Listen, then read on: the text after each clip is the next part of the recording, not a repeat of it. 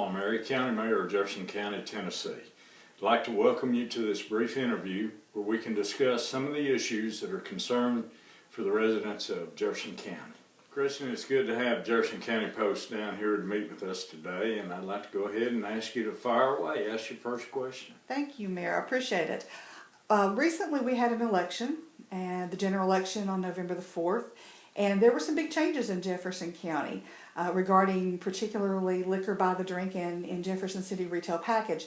There's been a little confusion regarding how that affects Jefferson County. Can you explain that to the people? I don't know how well I can explain it. I know there's a lot of controversy surrounding that and a lot of discussion, and I think there's a great deal of misunderstanding. It basically doesn't do anything to Jefferson County per se. It has to deal with the individual municipalities that had to vote within the county, so they would be the ones that will benefit from that. But Jefferson County won't have any change whatsoever on the county itself. That's great. Thank you for clearing that up for us. Another thing that has been recent news has been the exodus of our finance director for Jefferson County, Daryl Helton, Right. who is going to be with the Chamber of Commerce. And that's going to obviously leave a hole in your administration. Can you give us a little overview of how you're going to deal with that? Sure. That, as you know, we have a new finance committee that was appointed since we had a county general election, and a new county commission was formed, so a new finance department has been created, or seated rather, and they accepted Darrell Helton's resignation this week and decided they were going to go ahead and start the process of advertising in different media outlets for a new finance director. Now, the confusion I think that a lot of people have is that the finance committee itself hires the director. It's not county commission, it's not the mayor, it's not some other committee. It's the finance committee itself that will hire the finance director. County commission can, at the recommendation of the finance committee, discharge the finance director, but it would take 2/3 of the vote. So the process will begin. Dr. John McGraw is chairman of the finance committee, and he is working with individual members and also the finance director at the present time to draft up a notice to be sent out for publication advertising the position opening. Okay, that's terrific. So what kind of timeline are we looking at? Do you have any idea? I don't really know. I do know that Darrell's leaving will become effective the 1st of January. So we have between now and then. I would not anticipate us finding a finance director between now and then, however, because the process, we need to be very careful in the selection process and come up with the best candidate for the job. And along those lines, most people are aware that there have been some issues with the finance office regarding an embezzlement lawsuit that's going on right now. Right. Can you kind of update us on where that is? They, I believe it's November the 3rd or November the 5th that court date was set to hear that case, and on that day it was postponed. They have moved it out into the future. I'm not certain what date after the 1st of the year it will be held or heard, but it's sometime after the 1st of the year. And since it is in litigation, and since it is being prosecuted, there's not much that I can say because we don't know anything more than what we already knew, that it was a loss of approximately $136,000. And I do know that the insurance company that we have is going to pay for that. So it's not an actual loss to the taxpayers, but we are going to go after getting that money back. Okay, that's good. So, and I understand that there's also some sort of a cost involved for the auditors who came in. There was. It was around, I think, $8,700 additional that we had to pay the auditors to come in and do the investigation to make sure that there were no other funds that were embezzled or misused or improperly used. Another new thing that has happened in recent months is the seating of a new county commission. And it's been widely reported that there was disconnect in the old county commission.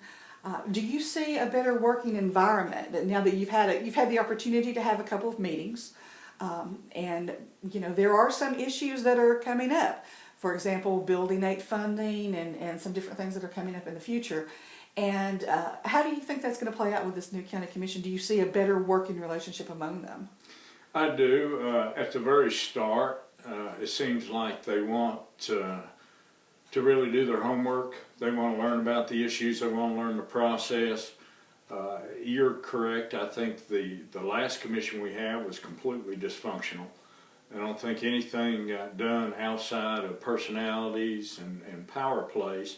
This group seems to be more concerned about actually making progress and moving forward. It's enough so that I'm a realist, but I have a very optimistic viewpoint of this group, and I think they're working together well in the short time that they have been together, and I look for some good progressive things to come in the future. What is your position on the funding of Building 8? Do you have a position? I understand that that's going to come from the Department of Education. It's not really a county per se. It's not under your jurisdiction, but obviously you have to deal with anything that has funding impacts with Jefferson County. What do you feel about that issue, knowing that it's upcoming on the agenda? I think Building 8 is critical to the school system and Jefferson County as a whole. Not every student is prepared to go to a four-year college when it comes to academics. We need people that can fix automobiles, that can do heat and air, that can plumbers. We need people, and we need young kids to be trained in these different fields so that not only can they make a good living for themselves, but provide a service for the residents of the county or anywhere where they choose to go. So I think it's going to be critical that we do move forward with the Building 8 program. I wish we had moved forward a lot faster than what we have, but it just hasn't been so, but hopefully it will be in the near future. Along the lines of one of the areas that you've been very active in is Tennessee Achieves, and Jefferson County has seen some real success in that area. And I think that some people are very uninformed about what that actually is. Can you kind of give an overview of what that is and where we are with that? I'd be happy to. I'm so proud of what's taking place in Jefferson County with the Tennessee Achieves. It's the scholarship program before the governor put into play his program to allow every graduating high school senior to attend a 2-year college and receive an associate's degree. We were doing it here in Jefferson County, as well as some of the other surrounding counties. But our program has been tremendous. One of the big aspects of that program is to have a mentor for each one of the students that go in. And Jefferson County was the first across the state to have all the mentors that we needed for each of the students. And it's been a highly successful program for us. It's given our kids an opportunity to go to a 2-year college, tuition free, being paid for. We started it, and taxpayer dollars were used to fund it here in Jefferson County.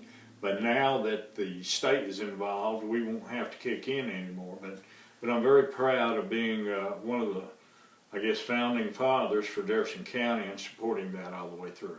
Yeah, that's terrific. It's nice to be able to see young people go to school. It is. Another area of interest, I think, of people in Jefferson County is there are changes coming at the Chamber of Commerce. How do you anticipate that? Obviously, you have a working relationship with Gerald Home already. How you see that transition, and there is a lawsuit that's in the works, and right. Do you see that maybe coming to a close anytime soon? That particular tense situation there. There's a lot of discussion among individual county commissioners. Someone actually cut the funding for EDOC in the chamber. I don't know how much support that has within the body itself. There naturally are problems. I think those problems became, magnified over the megacide issue. I think that's what really generated some of the disenchantment and discontent that some of the people have. But it's like everything else in Jefferson County. You know, we are known for one thing above anything else, and that is controversy. We have controversy over every issue and every subject, and it's a process that we work through. And if we've done nothing else, we have become good at working through controversies. That's not to say that it always comes to a conclusion in the manner that we would like, but we can. We draw a lot of blood in this county, and I think there have been stumbles and mistakes made by the county. I think there have been stumbles and mistakes made by the chamber. I think that we can all own part of this situation that we're in right now. And I think Darrell will bring a calming to the chamber position. I think that he'll be able to work with the various municipalities and the county. And I'm just going to be very hopeful that we're going to move forward in a positive way, get this behind us, and then start buckling down and getting some real things accomplished. Well, that would be terrific to see some progress in that area. And I have one last question for you. The IDB is looking at some property right now, and they seem to be actually taking some really positive steps toward identifying a location for maybe an industrial park or some sort of benefit, economic benefit for the county. What's your position on that, and where do you see us going with that? Well, I'm not really sure what the IDB is doing or how they're coming up with it. I think one of the factors in looking for land, you have to see what kind of services it has coming to it. Water and sewer, for example. It doesn't do any good to go out and buy 50 acres of land if you don't have water and sewer there. That makes no sense at all. Number two, don't know how that land is zoned, don't know the access in and out, what will the cost be to the county to go ahead and develop it. All those things need to be considered. How many different property owners are we talking about that we'd have to deal with? We do know that Norfolk Southern has purchased 250 acres of land in Newmarket. And speaking with Norfolk Southern, they have indicated that the project is still alive, but they do not have a timetable in which they're going to move forward because the economy has been so bad. They're waiting for the economy to pick up. Well, there are 250 acres there that are going to be used for an intermodal. And I do know that there's some people that would like to sell their land adjoining that property. So that may be a feasible fit for Jefferson County. So there's a lot of things out there at the present time, but nothing definite right now. Well, but there are things, I guess, on the table. Do you see on the horizon, because you've talked extensively about diversifying the tax base and taking some of the pressure off of taxpayers. So you see that as, I know that you've said this is your last, I guess, term in office. And so is that your goal? Is that your, is that going to be your last hurrah to try to bring something in to diversify the tax base? These jobs are funny because you try a lot and occasionally you win some. You lose a lot more than you win. I have always been against property tax increases. I think that Jefferson County does have to do something to get the tax burden off of the back of the people. But if we're going to progress, we've got to have more tax revenue coming in. We're faced with a crisis situation right now. If you take our principal and interest, we're looking over $130 million in debt. That's not going to stop. We've got operations we've got to fund. For the last 8 years, County Commission has cut budgets. We can't cut anymore and continue to provide service to the residents. And the residents deserve service. We've got school situations that have been ignored for a long time. It's costing a lot of money to bring them up to speed, and we need to continue that until we get them where they need to be. We're looking at a situation where Dumpling Creek, with Sevier County, is looking to open up again and start their development. We know that Walmart has built a new supercenter on the west side of Hamlin County that's going to negatively impact Jefferson County. We're going to be losing a lot of revenue. I've tried to present at different times, as you well know, different ideas and different methods to get the individual property owners out from underneath this tax burden that we're facing right now. It's going to take the cooperation and assistance from County Commission to do something. And hopefully that they'll continue to leave personalities and power plays out of it and work in a positive way. And I hope that we will be able to.